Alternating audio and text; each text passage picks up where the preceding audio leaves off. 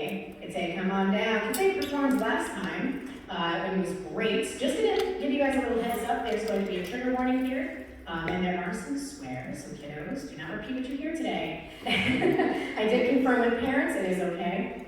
And also, let's see, what about Kite? Kite has lived in Massachusetts her whole life and has been writing since a young age. She uses poetry as a therapeutic outlet and also as a way to share her life experiences, lessons, with others. Everybody give it up for Kite.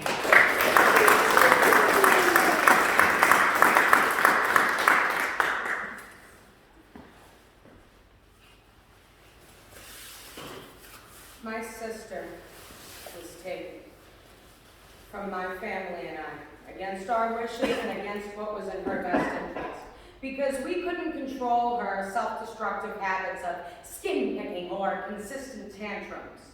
She had autism and we couldn't get her to understand how she was doing herself damage due to some barriers, nor could the hospitals.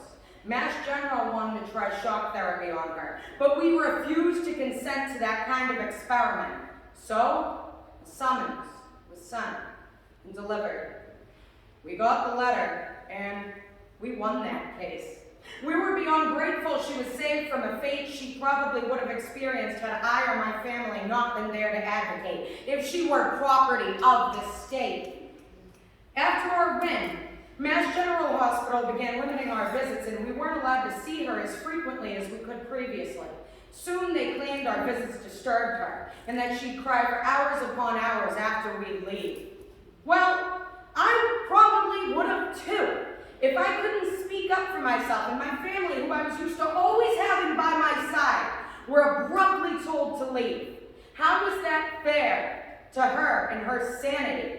To limit her interactions with the only ones who understood her and her needs, because the workers viewed a visit with the only people who knew how to speak up for her as rewarding bad behavior.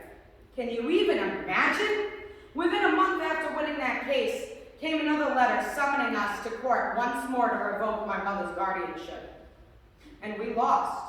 They put a temporary guardian in place who never even saw her face, but sent her back to the same place we begged her not to send her to. The first time she went to Hogan Regional Center in Danvers, Massachusetts in 2017, she came home with even more issues than when she left, and her list of medications had tripled. She was urinating and defecating herself. Her OCD worsened, suffered from nightmares every single night. Clearly, she was severely traumatized.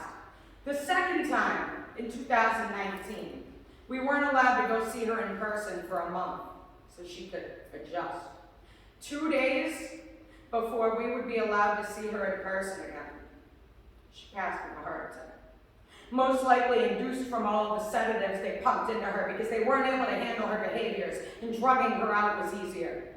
She had no prior health issues. She was only 29. They thought we wouldn't notice.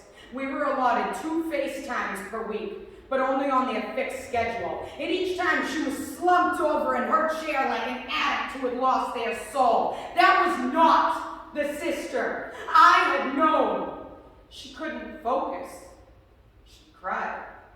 I know she must have felt like a zombie, frozen in this lifetime, trapped with nowhere to run or hide.